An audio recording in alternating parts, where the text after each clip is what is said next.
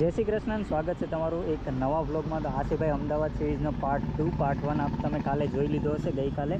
અને અત્યારે આપણે છીએ અમદાવાદમાં, અને અત્યારે હું તમને ડેવલપ્ડ એરિયા દેખાડું છું. અને આ જ વ્લોગમાં આગળ જો બીજો અનડેવલપ્ડ એરિયા આવશે એ પણ દેખાડશું. તો તમને ખબર પડશે અમદાવાદના જે બે ભાગ છે એમાં કઈ કઈ પરિસ્થિતિઓ છે, મતલબ ડેવલપમેન્ટ કેટલું છે એ તમને દેખાશે. અને અત્યારે હું છું એક એવા લોકેશને જેનાથી તમે ફેમિલિયર છો. ચલો એ દેખાડું. અત્યારે આપણે છીએ ભાઈ રિવરફ્રન્ટ ઉપર. આમ જો, હા ભાઈ, અત્યારે રિવરફ્રન્ટ ઉપર છે. અને આ જોઈ લો, અને આ છે અટલ બ્રિજ. અત્યારે રિવરફ્રન્ટ ઉપરથી જ હું બાઇક ચલાવતો આવ્યો છે. એપ્રોક્સ કેટલા 8 થી 10 કિલોમીટર ગોટા સાઈડથી આવ્યો છું. અને આપણે બાઇકને ત્યાં પાર્ક કરી છે, અને હજી આપણે આગળ જવાનું છે. અને બીજું એ કે ભાઈ આ જે રસ્તો છે ફૂલ ડેવલપ ભાઈ. આના જે રસ્તા, લાઇટો, કેમેરા, સિગ્નલ એ બધું ટોપ ક્લાસ છે. આ જે મતલબ જે રિવરફ્રન્ટની સાઈડનો જે રસ્તો છે, બંને સાઈડનો, એ રસ્તાની હું વાત કરું છું. અને અત્યારે આપણે અટલ બ્રિજ ઉપર છે, પણ અટલ બ્રિજ ઉપર જવાનું નથી કેમ કે આપણી પાસે ટાઈમ ઓછો છે. કેમેરામાં પણ ચાર્જિંગ ઓછું છે, પ્લસ હજી એક કામ બાકી છે, તો એ કામ પતાવવાનું છે. એટલા માટે થઈને જસ્ટ આજનો એક મોટો વ્લોગ જ હશે. અને બીજું એ કે અત્યારે થોડોક ઇમરજન્સીમાં છે, એટલે તમને ડીપમાં તો આના વિશે નહીં બતાવી શકું. પણ હા, એટલું કહીશ કે આપણે ઓલરેડી અટલ બ્રિજનો વિડીયો બનાવેલો છે. જે ના જોયો હોય તો જોઈ લેજો, ડિસ્ક્રિપ્શનમાં પણ લિંક આપીશ. અને પ્લસ જે એન્ડ સ્ક્રીન ઉપર પણ તમને મળી જશે. અને જોઈ લો રસ્તા. અત્યારે ભાઈ વાતાવરણ વરસાદ જેવું છે, અને આશા કરીએ કે વાતાવરણ આવું જ રહે, પણ વરસાદ અત્યારે ના પડે. કેમ કે વરસાદ પડશે તો પછી કેમેરો બી ના ચલાવી શકાય કે ના મોબાઈલ ચલાવી શકાય, એટલે થોડીક પ્રોબ્લેમ થઈ જાય. અને ઓલરેડી મોસ્ટ ઓફ કામ જે છે એ મેપ થ્રુ જ થાય છે, અને આપણે અહીંના રસ્તાની કંઈક ખબર છે નહીં, એટલે મેપ દ્વારા જ જતા હોય છે, એટલે મેપની જરૂર પડતી હોય છે. બાકી ભાઈ જોઈ લો અટલ બ્રિજ, હાયરી અટલ બ્રિજ. અને અટલ બ્રિજની પેલી સાઈડ તમારું બસ સ્ટેન્ડ આવી ગયું. અને આપણે આમ જવાનું છે હજી અહીંથી 8 કિલોમીટર, ના 8 તો નહીં, પણ 6-7 કિલોમીટર જેટલું દૂર જવાનું છે હજી. તો આવું છે ભાઈ અમદાવાદનો વ્યૂ. ચલો તો આપણે આગળ જઈએ. અને આ ડેવલપ્ડ એરિયા તો બધા તમને દેખાડે, પણ હું તમને દેખાડીશ અનડેવલપ્ડ જે એરિયા છે એ. તો ચલો આગળ જઈએ અને જોઈએ આગળના વિડીયોને. અને આપણી બાઇક ભાઈ ત્યાં પાર્ક કરેલી છે, જસ્ટ ખાલી તમને આ વ્યૂ દેખાડવા માટે. ભાઈ કેટલો મસ્ત વ્યૂ છે, વ્યૂ તો જોઈ જશે. જોઈ લો, ત્યાં પુલ છે, અહીંયા અટલ બ્રિજ છે, એની પાછળ એક પુલ છે, અહીંયા પાર્કિંગ છે.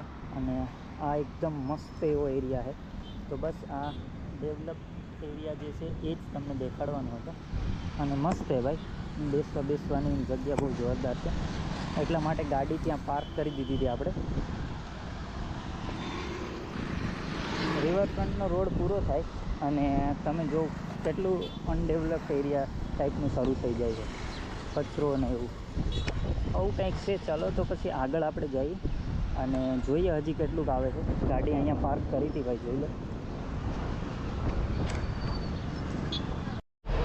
તો અત્યારે આપણે જઈશું અહીં એની જે શાકભાજી માર્કેટ છે, બકાલા માર્કેટ જેને કહેવાય, ત્યાંથી. અને જોશું કે અહીંયા કેટલુંક સારું અને કેટલું ખરાબ છે. અને રોડ રસ્તા પણ જોશું. અને આ પુલની નીચે છે, તો આપણે પુલની નીચેથી જ જઈશું એટલે ખબર પડે એકચ્યુઅલ જે વસ્તુ અહીંયા છે. તો જો અત્યારે આપણે નીકળી ગયા છે, અને હવે જેમ જેમ આપણે આગળ જઈશું ને એમ તમને હું દેખાડું છું.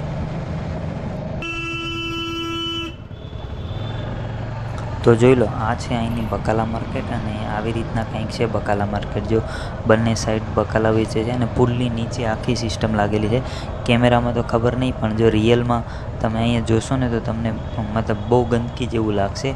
કેમેરામાં ખબર નહીં કેવું આવે છે, બાકી જે રિયલમાં જોશો ને તો કેટલો બધી કચરો પડ્યો છે અહીંયા, અને આખું બધું ખરાબ લાગે છે.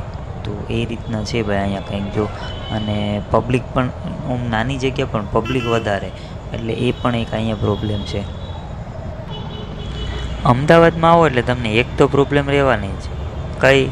રિક્ષાવાળાની. રિક્ષા તમને મળે તરત જાય, પ્લસ તમે બાઇકમાં હોય કે બીજા કોઈ વાહનમાં હોય તો તમને સાઈડ પણ જલ્દી ના મળે. અરે ભાઈ, રિક્ષાવાળાનું મતલબ આખું કંઈ અલગ રીતના જ હલાવતા હોય. આ જોઈ લો, એ કાંઈ આગળ પાછળ જુએ નહીં, ધબધબાટી જવા જ દે ભાઈ. એટલે અમદાવાદમાં આવો તો બાઇકનું તો ખાસ ધ્યાન રાખવાનું ભાઈ, બાઇકથી આવતા હોય તો. બાકી આમ જો આવી ટ્રાફિક છે ભાઈ અમદાવાદમાં. અને આ રસ્તો જાય છે મણિનગર સાઈડનો, અને આપણે જઈએ છીએ અત્યારે અટલ બ્રિજ સાઈડથી મણિનગરનો જે રસ્તો જાય છે એ બાજુ. અને જોઈ લો ભાઈ આ સાઈડનું ડેવલપમેન્ટ, અહીંના રસ્તા જોઈ લો આ સાઈડના, આવી રીતના કંઈક રસ્તા છે ભાઈ. અને હા, એક વસ્તુ એ કે અહીંયા ટ્રાફિકના નિયમનું ઘણા પાલન કરે છે.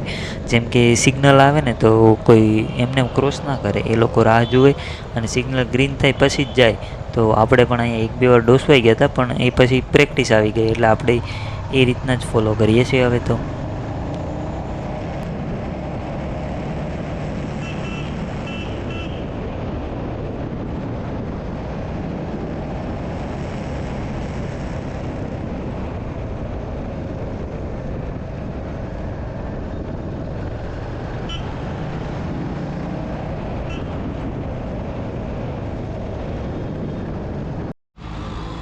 ભાઈઓ એક વસ્તુ દેખાડું છું, ક્યારેય તમે ઓવરબ્રિજ બનતા જોયો છે? મતલબ ટ્રેનનો હોય યા તો કોઈ બી મતલબ વ્હીકલ માટેનો હોય, નોર્મલ માટે. આ જો અત્યારે હું નીચે હાઈવે ઉપર છું, અહીંયા ઓવરબ્રિજ છે. જો હવે આ શેના માટેનો છે એ તો ખ્યાલ નથી, બુલેટ ટ્રેનનો છે, મેટ્રોનો છે, યા નોર્મલ વ્હીકલ માટેનો. પણ એ જો કઈ રીતના બને દેખાડું.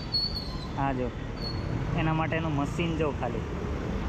આ મશીનથી આખા જે એના પિલર હોય ને ઉપરવાળા, એ ઉપાડીને રાખવામાં આવે છે ને કવડું મોટું છે. જો એ અહીંથી આ એક પિલરથી બીજા પિલર ઉપર જાય ને પછી એને નીચેથી ઉપાડીને એના ઉપર રાખ્યો છે. તો આજના વિડીયોને અહીંયા જ પૂરો કરીએ, કેમ કે પછી બહુ લાંબો વિડીયો થઈ જાય છે. કાલે ફરી એક વિડીયો સાથે આપણે આવશું અને બીજી તમને ગલીઓ અહીંની દેખાડશું અમદાવાદની. તો જો વિડીયો સારો લાગ્યો તો વિડીયોને લાઇક શેર કરીને ચેનલને સબસ્ક્રાઈબ કરી દેજો. બાકી મળશું તમને ફરી કાલે આપણે એક આવા જ નવા વિડીયો સાથે. ત્યાં સુધી કીપ વોચિંગ અવર વિડીયોઝ. જય શ્રી કૃષ્ણ, જય માતાજી, એન્ડ બાય બાય.